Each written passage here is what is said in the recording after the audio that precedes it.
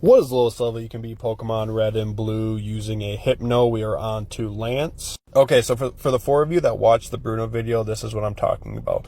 What moves do I need to keep, and what moves am I going to need later was probably one of the hardest things for this run. So I tried a bevy of different move sets with Lance. But it became pretty clear to me that I was going to have Reflect because of all of Lance's Pokemon knowing Hyper Beam. I'm also going to need Rest because I'm going to need a way to reliably heal.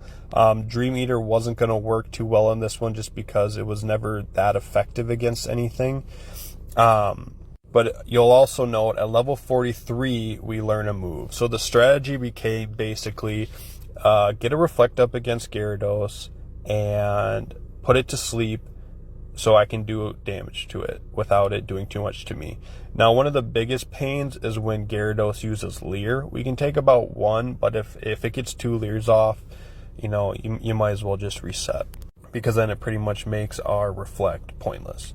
So it does wake up, and we are going for it just a little bit here. You will notice once we get that Leer on us, we are faster, so that is also good.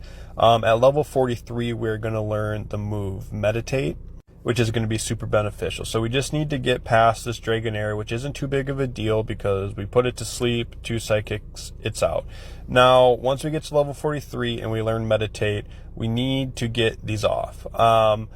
Do we need to get 6? We really don't, but we want to get at least 3 off.